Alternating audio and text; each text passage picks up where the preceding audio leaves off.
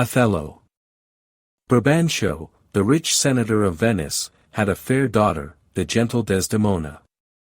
She was sought to by divers suitors, both on account of her many virtuous qualities and for her rich expectations. But among the suitors of her own clime and complexion she saw none whom she could affect, for this noble lady, who regarded the mind more than the features of men, with a singularity rather to be admired than imitated, had chosen for the object of her affections a Moor, a black, whom her father loved and often invited to his house. Neither is Desdemona to be altogether condemned for the unsuitableness of the person whom she selected for her lover. Bating that Othello was black, the noble Moor wanted nothing which might recommend him to the affections of the greatest lady. He was a soldier, and a brave one, and by his conduct in bloody wars against the Turks had risen to the rank of general in the Venetian service, and was esteemed and trusted by the state. He had been a traveller, and Desdemona, as is the manner of ladies, loved to hear him tell the story of his adventures, which he would run through from his earliest recollection, the battles, sieges, and encounters which he had passed through, the perils he had been exposed to by land and by water, his hairbreadth escapes, when he had entered a breach or marched up to the mouth of a cannon, and how he had been taken prisoner by the insolent enemy, and sold to slavery, how he demeaned himself in that state, and how he escaped.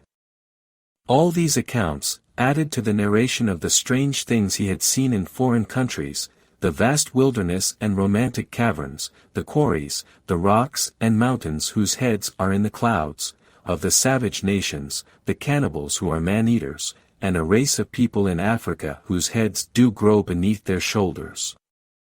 These travelers' stories would so enchain the attention of Desdemona that if she were called off at any time by household affairs, she would dispatch with all haste that business, and return, and with a greedy ear devour Othello's discourse. And once he took advantage of a pliant hour and drew from her a prayer that he would tell her the whole story of his life at large, of which she had heard so much, but only by parts.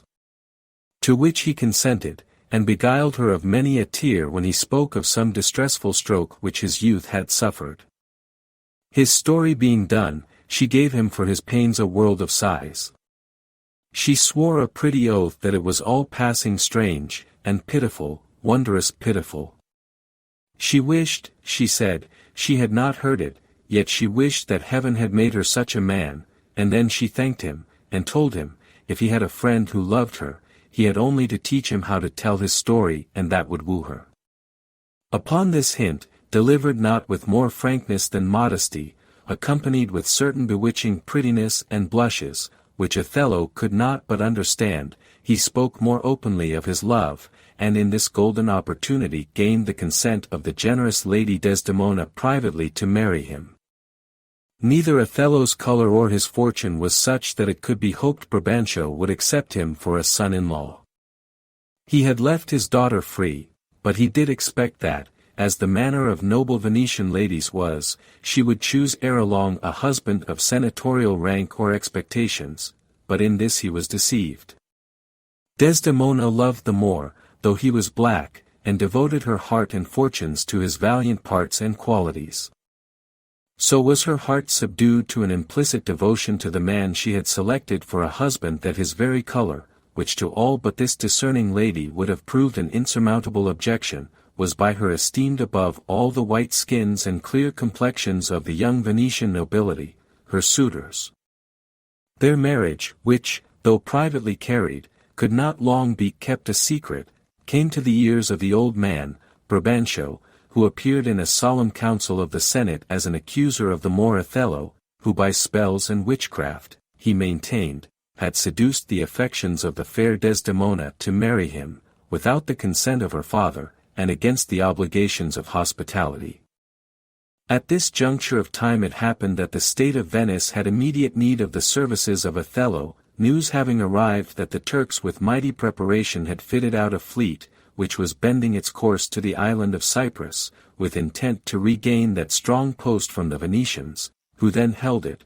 In this emergency the state turned its eyes upon Othello, who alone was deemed adequate to conduct the defense of Cyprus against the Turks. So that Othello, now summoned before the Senate, stood in their presence at once as a candidate for a great state employment and as a culprit charged with offences which by the laws of Venice were made capital.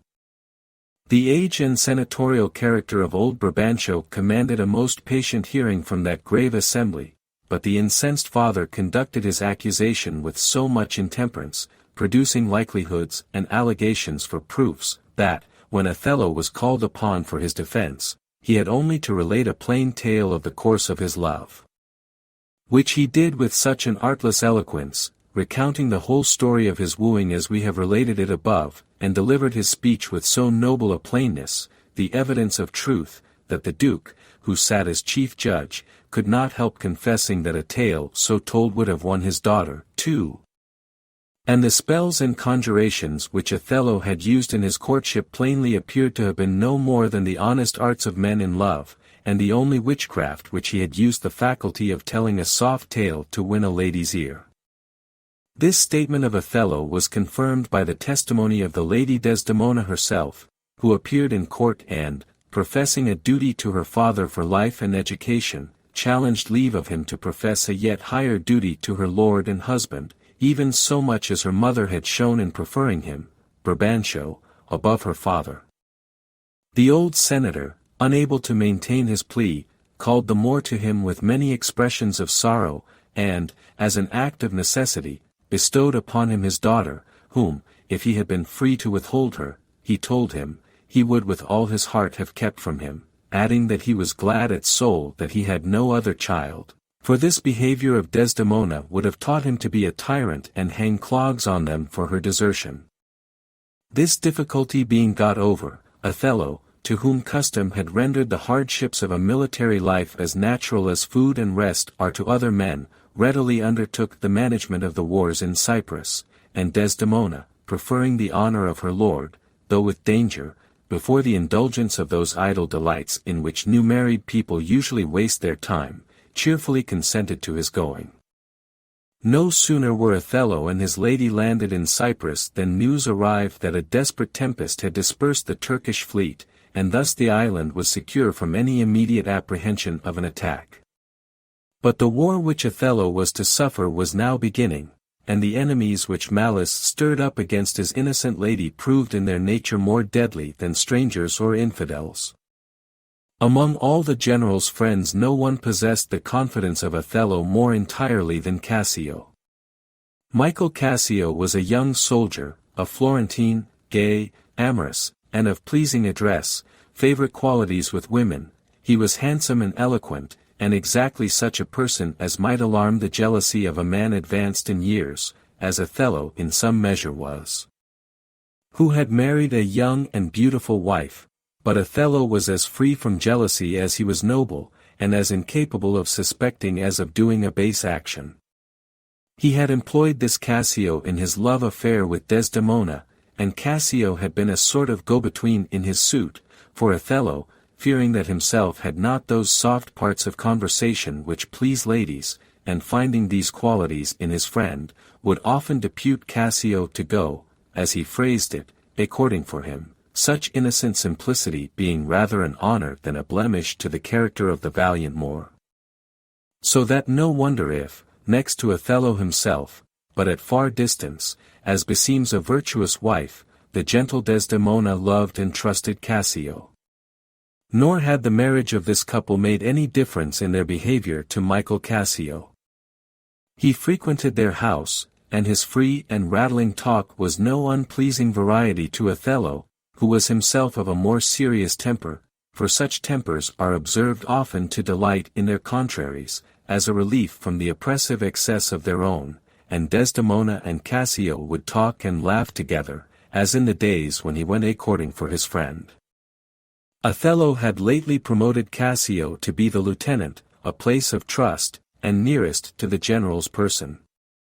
This promotion gave great offense to Iago, an older officer who thought he had a better claim than Cassio, and would often ridicule Cassio as a fellow fit only for the company of ladies and one that knew no more of the art of war or how to set an army in array for battle than a girl.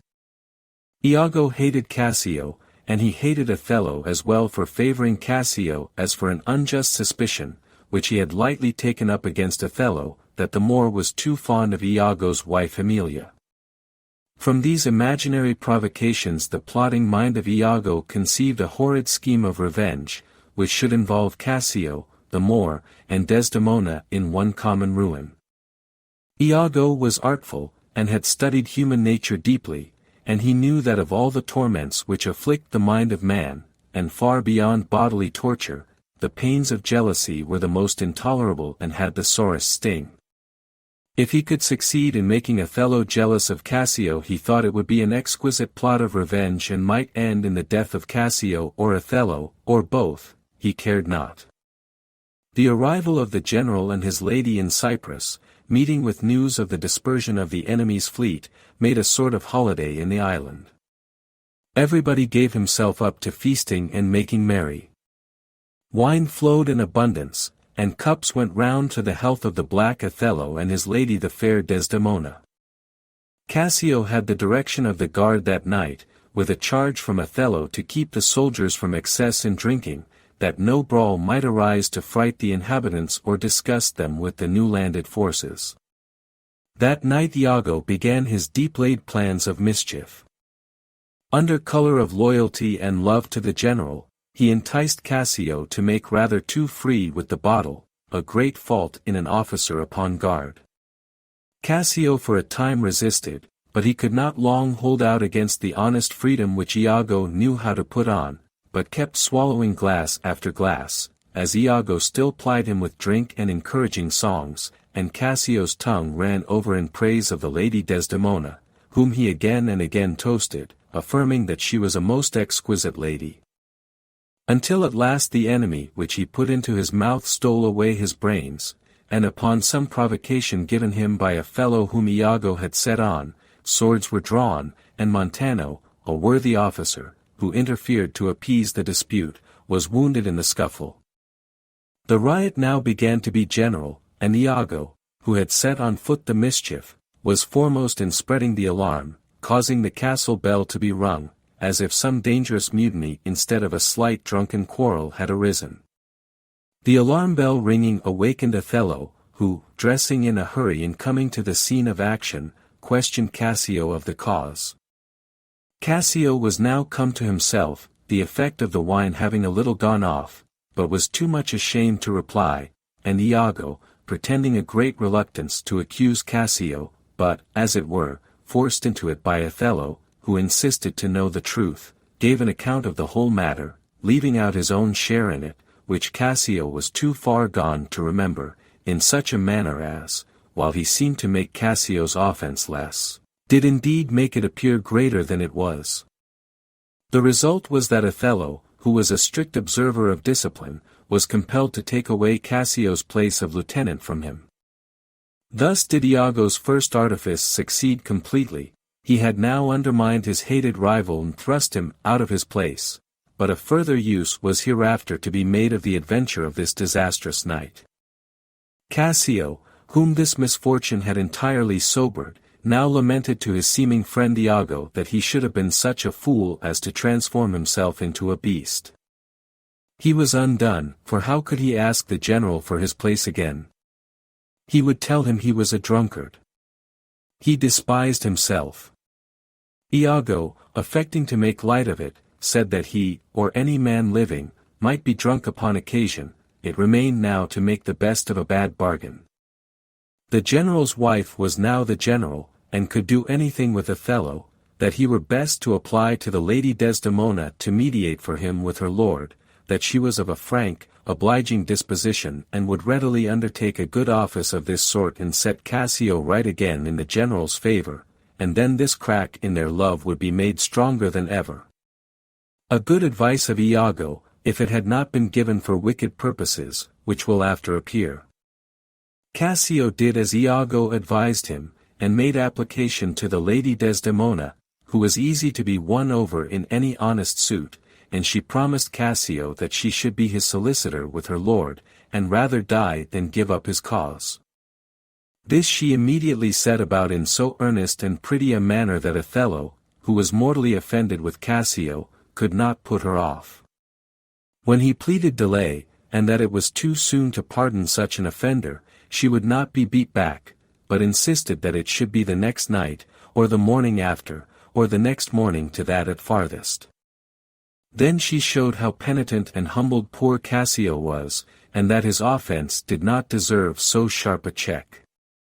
And when Othello still hung back, "What? My lord," said she, "that I should have so much to do to plead for Cassio, Michael Cassio, that came a courting for you, and oftentimes, when I have spoken in dispraise of you has taken your part. I count this but a little thing to ask of you. When I mean to try your love indeed I shall ask a weighty matter." Othello could deny nothing to such a pleader, and only requesting that Desdemona would leave the time to him, promised to receive Michael Cassio again in favor. It happened that Othello and Iago had entered into the room where Desdemona was, just as Cassio, who had been imploring her intercession, was departing at the opposite door, and Iago, who was full of art, said in a low voice, as if to himself, "I like not that." Othello took no great notice of what he said. Indeed, the conference which immediately took place with his lady put it out of his head, but he remembered it afterward. For when Desdemona was gone, Iago, as if for mere satisfaction of his thought, questioned Othello whether Michael Cassio, when Othello was courting his lady, knew of his love.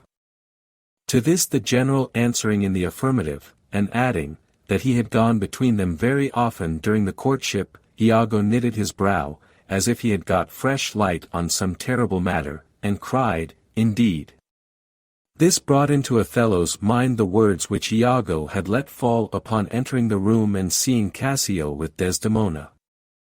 And he began to think there was some meaning in all this, for he deemed Iago to be a just man, and full of love and honesty, and what in a false knave would be tricks in him seemed to be the natural workings of an honest mind, big with something too great for utterance. And Othello prayed Iago to speak what he knew and to give his worst thoughts words. "And what," said Iago, "if some thoughts very vile should have intruded into my breast, as where is the palace into which foul things do not enter?" Then Iago went on to say, what a pity it were if any trouble should arise to Othello out of his imperfect observations, that it would not be for Othello's peace to know his thoughts, that people's good names were not to be taken away for slight suspicions, and when Othello's curiosity was raised almost to distraction with these hints and scattered words, Iago, as if in earnest care for Othello's peace of mind, besought him to beware of jealousy. With such art did this villain raise suspicions in the unguarded Othello, by the very caution which he pretended to give him against suspicion. "I know," said Othello, "that my wife is fair, loves company and feasting, is free of speech, sings, plays, and dances well, but where virtue is, these qualities are virtuous. I must have proof before I think her dishonest." Then Iago, as if glad that Othello was slow to believe ill of his lady, frankly declared that he had no proof, but begged Othello to see her behavior well, when Cassio was by. Not to be jealous nor too secure neither, for that he, Iago, knew the dispositions of the Italian ladies, his countrywomen, better than Othello could do, and that in Venice the wives let heaven see many pranks they dared not show their husbands. Then he artfully insinuated that Desdemona deceived her father in marrying with Othello, and carried it so closely that the poor old man thought that witchcraft had been used. Othello was much moved with this argument, which brought the matter home to him, for if she had deceived her father why might she not deceive her husband?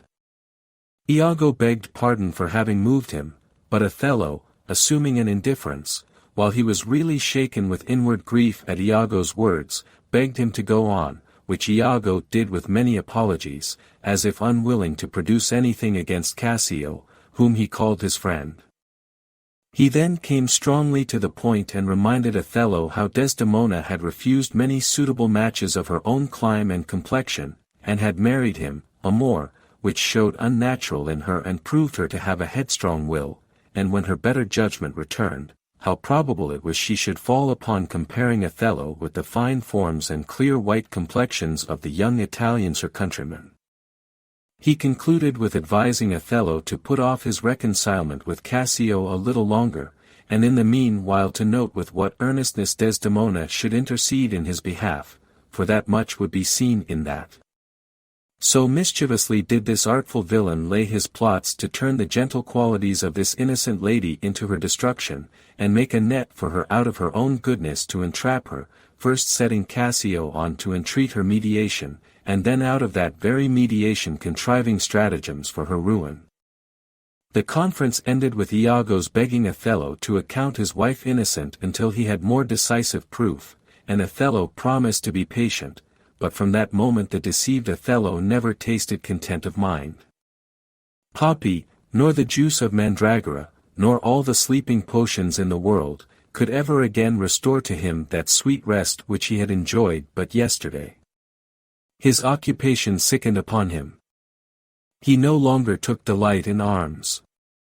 His heart, that used to be roused at the sight of troops and banners and battle array, and would stir and leap at the sound of a drum or a trumpet or a neighing war-horse, seemed to have lost all that pride and ambition which are a soldier's virtue, and his military ardor and all his old joys forsook him.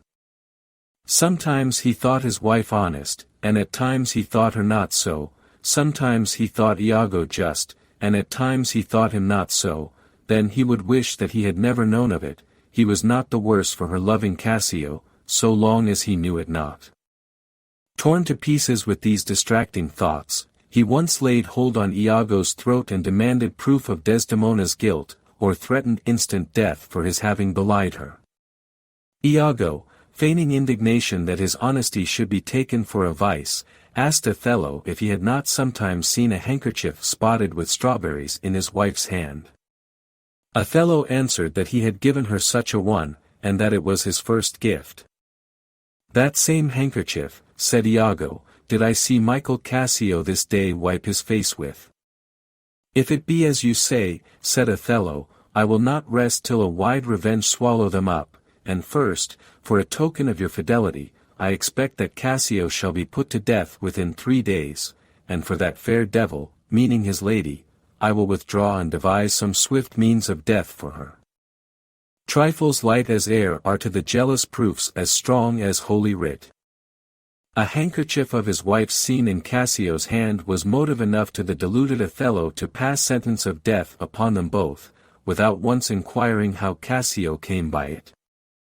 Desdemona had never given such a present to Cassio, nor would this constant lady have wronged her lord with doing so naughty a thing as giving his presents to another man. Both Cassio and Desdemona were innocent of any offense against Othello.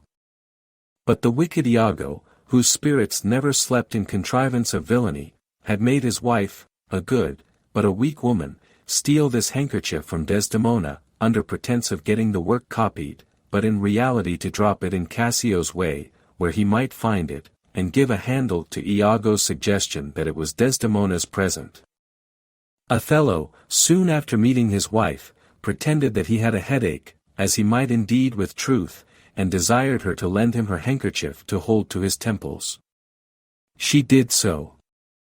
Not this, said Othello, but that handkerchief I gave you. Desdemona had it not about her, for indeed it was stolen, as we have related. How, said Othello, this is a fault indeed. That handkerchief an Egyptian woman gave to my mother, the woman was a witch and could read people's thoughts. She told my mother while she kept it would make her amiable and my father would love her, but if she lost it or gave it away, my father's fancy would turn and he would loathe her as much as he had loved her. She, dying, gave it to me, and bade me, if I ever married, to give it to my wife. I did so. Take heed of it. Make it a darling as precious as your eye. Is it possible? Said the frightened lady. 'Tis true, continued Othello, it is a magical handkerchief. A sibyl that had lived in the world 200 years, in a fit of prophetic fury worked it, the silkworms that furnished the silk were hallowed, and it was dyed in a mummy of maidens' hearts conserved. Desdemona, hearing the wondrous virtues of the handkerchief, was ready to die with fear, for she plainly perceived she had lost it, and with it, she feared, the affections of her husband. Then Othello started and looked as if he were going to do some rash thing, and still he demanded the handkerchief, which when she could not produce.